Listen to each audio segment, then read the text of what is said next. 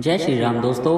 कहानियों की library channel पर आप सभी सनातनियों का बहुत बहुत स्वागत है। आज हम आपको इस कहानी के माध्यम से रामायण काल से जुड़ी माता शबरी की कथा के बारे में बताने जा रहे हैं। सनातन संस्कृति से जुड़ी ऐसी ही जानकारी के लिए चैनल को सब्सक्राइब ज़रूर करें। कहानी इस प्रकार है।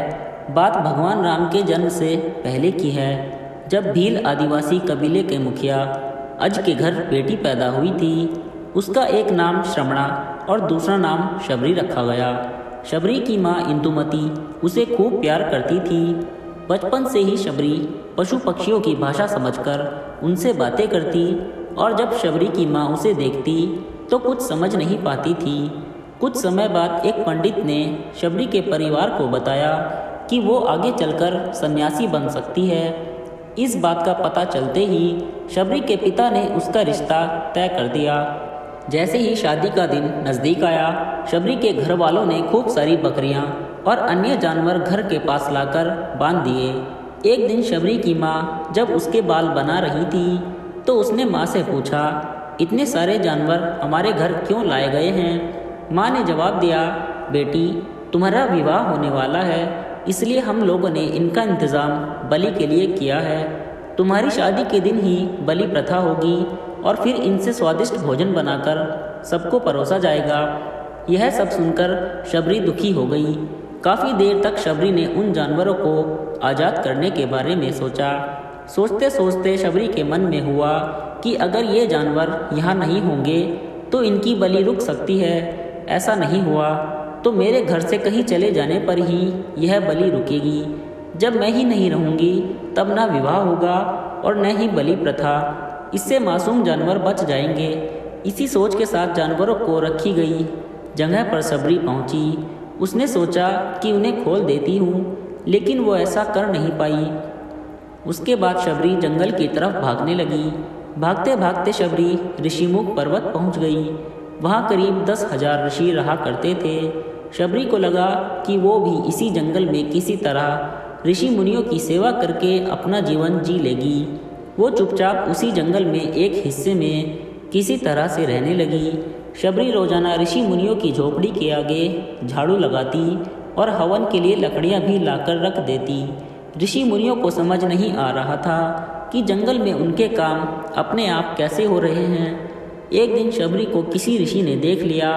उसे देखते ही उसका परिचय पूछा। जैसे ही शबरी ने बताया कि वो भील आदिवासी परिवार से संबंध रखती है तो उसे ऋषियों ने खूब डांट लगाई। शबरी को इस बात का बिल्कुल भी पता नहीं था कि उसकी जाति छोटी है और उसे ऋषियों द्वारा जाति की वजह से अपमान सहना करना पड़ेगा। इतना सब होने के बाद भी शबरी हर ऋषि मुनि के दरवाजे पहुंचती और उनके आंगन में झाड़ू लगाकर उनसे गुरु दीक्षा के लिए कहती। हर कोई शबरी को उसकी जाति की वजह से अपने आश्रम से भगा देता था। ऐसा होते होते काफ़ी समय बीत गया। उसके बाद शबरी मतंग ऋषि की कुटिया में पहुंची। वहां पहुंचकर मतंग ऋषि को शबरी ने बताया कि वो उनसे गुरु दीक्षा लेना चाहती है।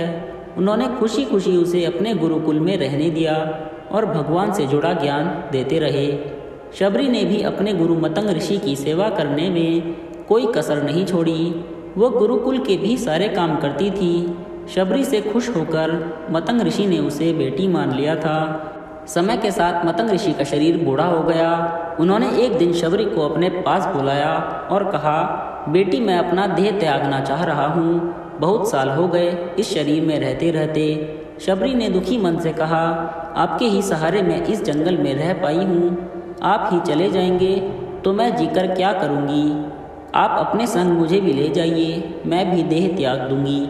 मतंग ऋषि ने जवाब दिया, बेटी तुम्हें चिंता करने की ज़रूरत नहीं है। राम तुम्हारी चिंता करेंगे और ध्यान भी रखेंगे।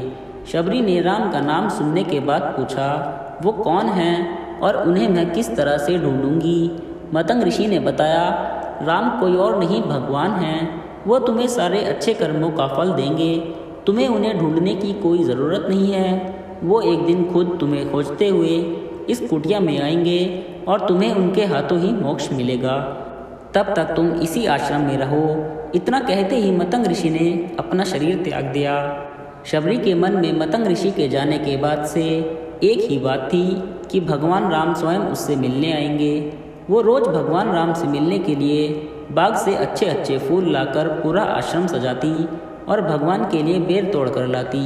भगवान के लिए बेर चुनते हुए शबरी उन्हें चख लेती थी ताकि भगवान वो सिर्फ मीठे बेर ही दे। रोज़ाना शबरी इसी तरह भगवान के दर्शन की आस में फूल और बेर इकट्ठा करती रहती थी। इसी तरह इंतज़ार में कई साल बीत गए। शबरी का शरीर एकदम वृद्ध हो गया। एक दिन आश्रम के पास के ही तालाब में शबरी पानी लेने के लिए गई। तभी पास के ही एक ऋषि ने उसे अछूत कहते हुए वहाँ से भगाने के लिए कहा और एक पत्थर मार दिया। वो पत्थर जब शबरी को लगा तो उसे चोट लगी और खून बहने लगा। बहते हुए खून की एक बूंद उसी तालाब के पानी में गिर गई। तभी पूरे तालाब का पानी खून में बदल गया। यह सब होता देखकर ऋषि ने शबरी को ही डांटा और कहा कि पापिन, तुम्हारी वजह से पूरा पानी खराब हो गया। रोज ऋषि उस पानी को साफ करने के लिए अपनी कई तरह की विधियों का इस्तेमाल करते। कई सारे जतन करने के बाद भी कुछ नहीं हुआ। फिर उन्होंने गंगा जैसी कई पवित्र नदियों का जल भी उसी तालाब में डाला, फिर भी तालाब का पानी साफ नहीं हो पाया और वे खून जैसा ही रहा। कई सालों तक तालाब के पानी को साफ करने की कोशिश के बाद भी कुछ काम नहीं आया तो ऋषि ने थक कर सब कुछ छोड़ दिया। इस घटना के कई सालों बाद भगवान राम अपनी पत्नी सीता के हरण के बाद उन्हें ढूंढते हुए उसी तालाब के आसपास पहुँचे। ऋषि मुनियों ने उन्हें पहचान लिया। भगवान को वहाँ देखकर ऋषियों ने तालाब का पानी साफ करने के लिए भगवान को अपने पैर उसमें डालने के लिए कहा, लेकिन पानी जैसे का तैसा ही था। ऋषि मुनियों ने भगवान से भी कई अन्य जतन करवाए, लेकिन वो पानी जस का तस खून जैसा ही रहा। तब भगवान ने ऋषियों से पानी के रक्त में बदलने की कहानी पूछी। तब ऋषि ने शबरी को पत्थर मारने वाली सारी बात बता दी। उसके बाद कहा कि वो महिला ही अपवित्र है, छोटी जात की है, इसलिए ये सब हुआ है। उसी वक्त भगवान राम ने कहा, ये सब आप लोगों के खराब वचनों से हुआ है। शबरी को इस तरह के शब्द बोलकर आप लोगों ने उसे नहीं बल्कि मेरे दिल को घायल किया है। इसी घायल दिल के रक्त का प्रतीक यह तालाब का लाल पानी है। आगे भगवान राम बोले, कहाँ है वो माई, मैं उनसे मिलना चाहता हूँ। तब तक शबरी उसी तालाब के पास पहुँच जाती है। इस दौरान शबरी के पैर को ठोकर लगती है और कुछ धूल उस तालाब में गिर जाती है। तभी सारा पानी साफ हो जाता है। भगवान सबसे कहते हैं कि देखिए, आप लोगों ने क्या कुछ नहीं किया, लेकिन पानी साफ नहीं हो पाया। अभी सिर्फ इनके पैर की थोड़ी सी धूल ने ही तालाब का पानी साफ कर दिया। भगवान राम को शबरी पहचान चुकी थी। उन्हें प्रणाम करके शबरी ने कहा, भगवान आप मेरे साथ कुटिया में चलिए। भगवान भी खुशी खुशी शबरी के साथ चल पड़े। फूलों से शबरी ने भगवान राम का स्वागत किया। वो सीधे बेर तोड़ने के लिए बाग गई और चक चक कर उनके लिए बेर लेकर आई। उन्होंने बड़े ही प्यार से भगवान राम और उनके भाई लक्ष्मण को बेर दिए। भगवान राम ने भी उतने ही प्यार से उन बेरों को खाना शुरू किया। तभी बेर देखकर मुंह बनाते हुए लक्ष्मण ने कहा, भैया ये बेर झूठे हैं, आप इन्हें कैसे खा सकते हैं। भगवान ने जवाब दिया, लक्ष्मण ये झूठे नहीं बल्कि बहुत मीठे हैं। शबरी माई हम सबके लिए ये बहुत प्यार से तोड़कर लाई है। इतना कहकर भगवान राम प्यार से उन बेरों को खाने लगे। भगवान ने जाते हुए शबरी माई से कहा, आप मुझसे जो चाहें वो मांग सकती हैं। शबरी ने उनसे कहा, मतंग ऋषि के कहने पर मैं आज तक सिर्फ आपके दर्शन के लिए जी रही थी। अब आप मुझे मोक्ष प्रदान कीजिए, मैं अपना शरीर आपके सामने ही त्यागूंगी। उसी वक्त शबरी ने अपना शरीर त्याग दिया। भगवान राम ने अपने हाथों से उनका अंतिम संस्कार किया और सीता माँ की खोज में आगे बढ़ गए। इस तरह से ऋषि मतंग की बात सच साबित हुई और शबरी को भगवान राम के दर्शन भी हुए।